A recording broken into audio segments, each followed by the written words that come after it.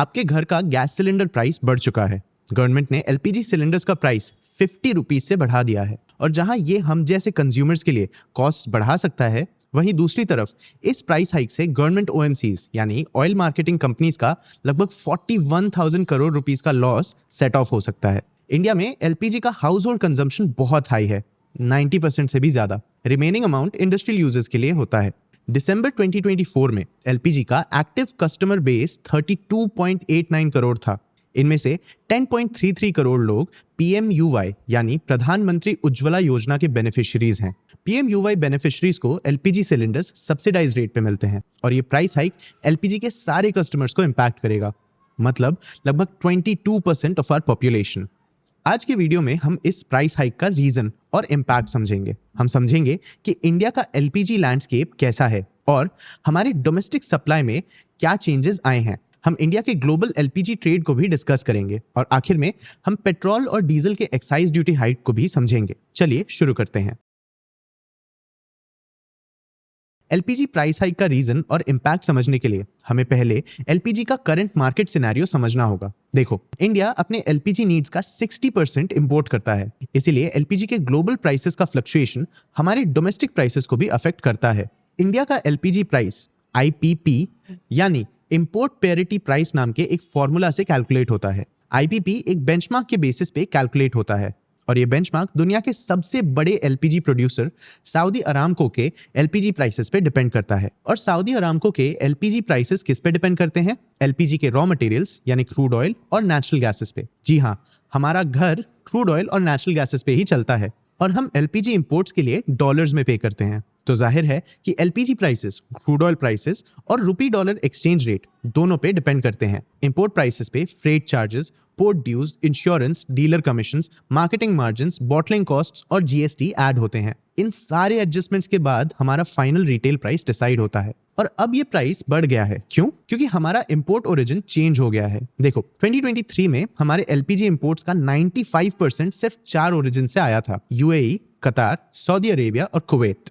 हाल ही में ये नंबर 90% हो गया और इस रिडक्शन का कारण मिडिल ईस्टर्न एलपीजी के बढ़ते प्राइसेस। देखो दोस्तों, एलपीजी नेचुरली प्रोड्यूस नहीं होता। इसे दो गैसेस प्रोपेन और ब्यूटेन को मिक्स करके बनाया जाता है। ये दोनों गैसेस क्रूड ऑयल और नेचुरल गैस को रिफाइन करके बनाया जाता है और 2020 से सऊदी अरामको के प्रोपेन और ब्यूटेन के कॉन्ट्रैक्ट प्राइसेस बढ़ रहे हैं। 2022 में प्रोपेन का प्राइस $365 पर टन था, ब्यूटेन का प्राइस $355 पर टन था। लेकिन फरवरी 2023 तक दोनों गैसेस के प्राइसेस $790 पर टन हो गए थे, यानी डबल से भी ज्यादा। तब से मार्च 2025 तक प्राइसेस कम हुए हैं। मार्च 2025 में प्रोपेन $615 पर टन और ब्यूटेन $605 पर टन का हो गया था। लेकिन ये अभी भी 2020 के प्राइसेस से काफी ज्यादा है और ये हमारा कॉस्ट बढ़ा सकता है। देखो, इंडिया मिडिल ईस्टर्न एलपीजी के लिए लॉन्ग टर्म कॉन्ट्रैक्ट्स एंटर करता है ताकि हम शॉर्ट टर्म प्राइस फ्लक्चुएशन से सेफ रहें। लेकिन जब प्राइसेस बढ़ते हैं तब कॉन्ट्रैक्ट रिन्यूअल्स के टाइम पे इंपोर्ट कॉस्ट बहुत बढ़ सकते हैं। Middle eastern LPG price rise का एक और रीजन हो सकता है ट्रम्प टैरिफ्स। जी हाँ, ट्रम्प के रीसेंट टैरिफ डिसीजन का इम्पैक्ट हमारे घरों तक पहुंच सकता है।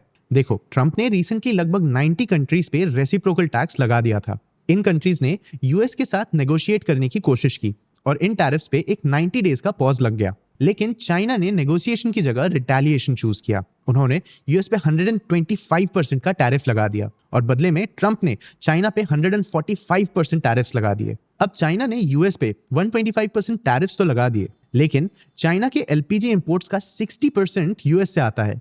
ये एक मैसिव डिपेंडेंस है और टैरिफ्स लगाने के बाद चाइना के लिए यूएस इंपोर्ट्स महंगे हो जाएंगे। इसलिए उन्हें अब एक ऑल्टरनेटिव ढूंढना पड़ेगा और वो शायद मिडिल ईस्टर्न एलपीजी को ही चूज करेंगे, क्योंकि मिडिल ईस्ट के पास क्रूड ऑयल का स्ट्रॉन्ग सप्लाई है। अगर चाइना अपना एलपीजी सप्लायर बदलता है तो मिडिल ईस्टर्न एलपीजी की डिमांड बढ़ेगी। ऐसे में मिडिल ईस्टर्न एलपीजी के प्राइसेस बढ़ सकते हैं। इस सिचुएशन में भी इंडिया के लिए एलपीजी इंपोर्ट्स और कंज्यूमर्स के लिए सिलेंडर कॉस्ट्स और बढ़ सकते हैं। लेकिन ये प्राइस राइज हमारे लिए एक अपॉर्चुनिटी भी क्रिएट करता है। इस अपॉर्चुनिटी को समझने के लिए पहले हमें एलपीजी के कंपोजिशन को थोड़ा डिटेल में समझना होगा। ये सुनने में थोड़ा केमिस्ट्री हेवी लग सकता है, पर थोड़ी देर मेरे साथ स्टिक कीजिए, ये आपके काम आएगा। जैसा मैंने बताया, एलपीजी प्रोपेन और ब्यूटेन को मिक्स करके बनता है। Middle eastern LPG crude oil को रिफाइन करके बनाया जाता है। इससे बनने वाले एलपीजी में प्रोपेन और ब्यूटेन का 50-50 मिक्स होता है। वहीं यूएस अपना एलपीजी नेचुरल गैस रिफाइन करके बनाता है। इससे इनके एलपीजी ब्लेंड में 80% प्रोपेन और 20% ब्यूटेन होता है। करंटली इंडिया 60% ब्यूटेन और 40% प्रोपेन ब्लेंड का यूज करता है। ये कुकिंग गैस के लिए ज्यादा सूटेबल है, इसीलिए हम अभी तक मिडिल ईस्टर्न एलपीजी प्रेफर कर रहे थे। इसका 50-50 ब्लेंड हमारे प्रेफर्ड रेशियो के पास है, लेकिन अब इस डिमांड में एक शिफ्ट आ रहा है। इंडिया में एलपीजी डिमांड ग्रोथ स्लो हो रहा है। ये चार्ट देखिए, 2015 से 2020 तक active number of domestic LPG customers 14.9 crore से 27.9 करोड़ तक बढ़ गया। ये 87% का ग्रोथ था। वही 2020 से जनवरी 2025 तक ये नंबर 32.9 करोड़ तक बढ़ा। ये सिर्फ एक 17% का ग्रोथ था। और ये कोई बुरी बात नहीं है, क्योंकि ये पेनिट्रेशन का प्रॉब्लम नहीं है, ये एक सैचुरेशन का केस है। इंडिया का एवरेज हाउस होल्ड साइज 4.1 है, मतलब एक फैमिली में यूजुअली 4 लोग रहते हैं। 32.9 करोड़ कस्टमर्स मतलब 32.9 करोड़ हाउस होल्ड्स के पास एलपीजी कनेक्शंस हैं, मतलब लगभग 135 करोड़ लोगों के पास एलपीजी कनेक्शन है। 144 करोड़ के पॉपुलेशन में ये ऑलमोस्ट 93% का पेनिट्रेशन है। तो नेचुरली अब ग्रोथ थोड़ा स्लो हो जाएगा। इस गिरते डिमांड के कारण हमारे लिए मिडिल ईस्ट के ब्यूटेन रिच एलपीजी का डिमांड कम होगा, क्योंकि मिडिल ईस्टर्न एलपीजी का रेशियो कुकिंग गैस के लिए सूटेबल है और अब कुकिंग गैस का डिमांड स्लो हो रहा है। लेकिन इंडिया का एलपीजी डिमांड कम नहीं होगा। हम एलपीजी इंपोर्ट तो करेंगे, लेकिन हम बस एक ही कंट्री पे डिपेंड नहीं करेंगे। इससे इंडिया को सप्लायर डाइवर्सिफिकेशन का बेनिफिट मिल सकेगा। ये तो था इंडिया के एलपीजी प्राइसेस बढ़ने पे मिडिल ईस्टर्न एलपीजी प्राइसेस का इम्पैक्ट। रिटेल एलपीजी प्राइसेस बढ़ने का एक और रीजन है एलपीजी सिलेंडर्स पे मिलने वाले सब्सिडीज। चलिए अब इस रीजन को समझते हैं। Ministry of petroleum and natural gas ने इस एलपीजी सिलेंडर के प्राइस राइज का रीजन समझाया। उन्होंने कहा, during the period 2020-21 to 2022-23 the average Saudi CP went up from $415 per metric ton to $712 per metric ton. However, the increase in the international prices was not fully passed on to the customers. This resulted in public sector OMCs incurring 28,000 crore rupees loss due to under recoveries. However, the government approved a one-time compensation of rupees 22,000 crore for OMCs to enable them to operate freely.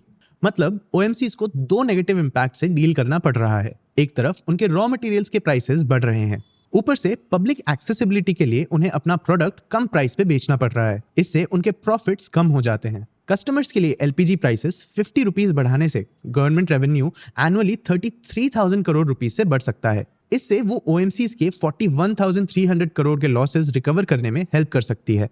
Government OMCs के इन losses को set of करने के लिए एक और step ले रही है। वो पेट्रोल और डीजल पे 2 रुपीज पर लीटर का एक्साइज ड्यूटी हाइक लगा रही है। एलपीजी का प्राइस इंक्रीज फाइनल कस्टमर तक पास ऑन किया जा रहा है, लेकिन पेट्रोल और डीजल का एक्साइज ड्यूटी का बर्डन OMCs ही उठाएंगे।